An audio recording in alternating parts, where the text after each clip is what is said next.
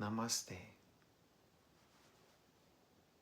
First, let me begin by thanking each of you from the heart. Really thank you for being here, not just physically, but mentally, emotionally, and spiritually. Because in today's world, that's rare. We're living in an age where attention is treated like Wi-Fi signal. Everyone wants to connect to it, but it's always somehow unstable.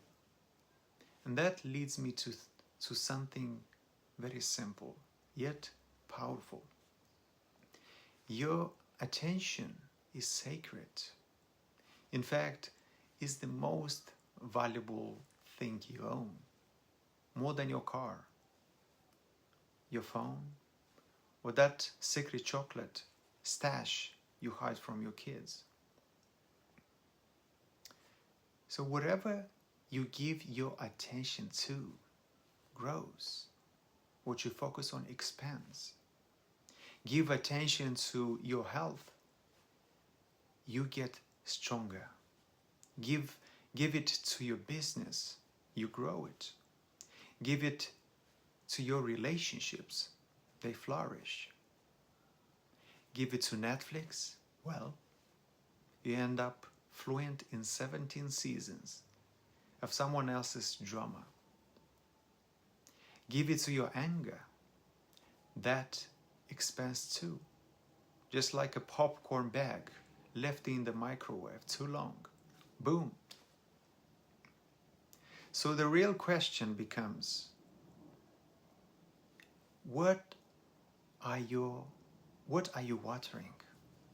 Because your attention is like water. If you put it into weeds, negativity, complaints, comparison, you will get a garden full of thorns. But if you put it into devotion, self-awareness, loving relationships, you grow a spiritual orchard, one that feeds you and everyone around you.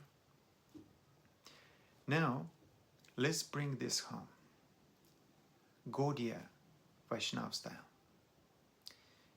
In Bhakti, attention isn't just mental energy. It's seva, it's love. When we chant the holy name with attention, Krishna is present. When we serve a devotee with attention, Krishna is pleased. When we give our attention to our Guru's instructions, transformation begins. So imagine if just our focused attention can invoke the Lord's presence. What happens when we give that same sacred attention to the people in our life? Here is a thought. We all want strong relationships with our spouse, with our friends, our community, our spiritual family. But let me ask you honestly, how often do we give those relationships intentional, undivided attention? Let me give you an analogy. Imagine trying to cook kichari while scrolling on your phone, singing a bhajan, replying to emails, and chasing your kid who just spoiled ghee on the dog. What happens? The kichari burns, the house smells, and nobody's happy, not even the dog. So relationships are like that too. They don't survive on leftover attention. They don't thrive on assumptions. They need deliberate, conscious care.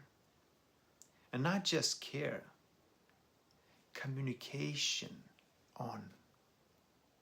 You see, many of us treat relationships like Bluetooth. We assume that the other person just syncs up with our emotions, our needs, our moods. But let's be real. Half the time, even our Bluetooth doesn't connect with restarting the phone 3 times. So here is a revolutionary idea. Let's start treating people like living beings, not apps. Let's tell each other how we feel. Let's ask how they feel. Let's take instructions. Let's give instructions.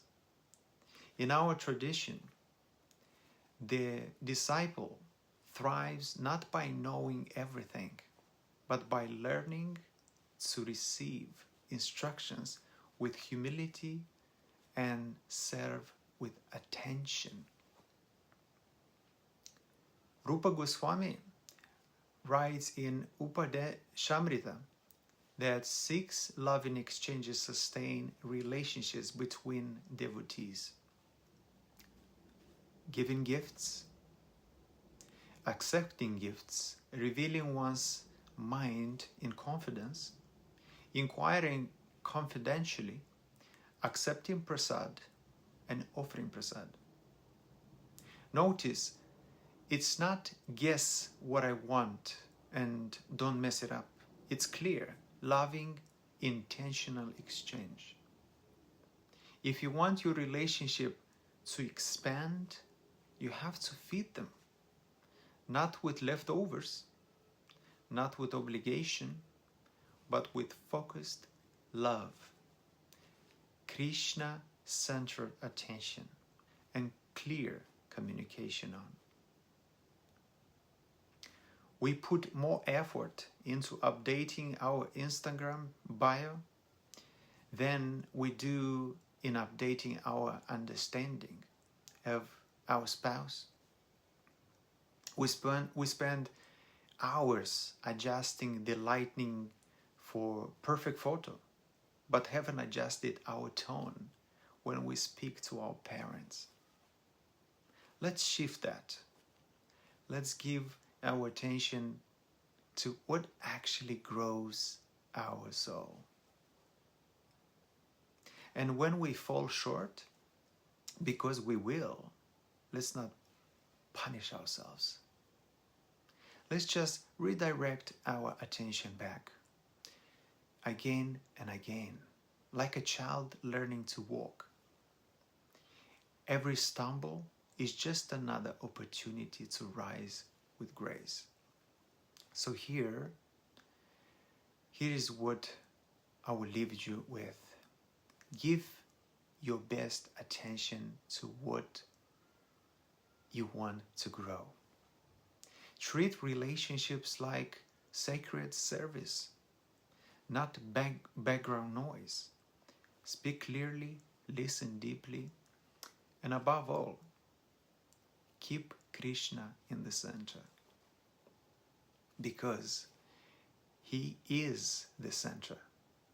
Everything starts to revolve in harmony. Thank you so much. Hare Krishna.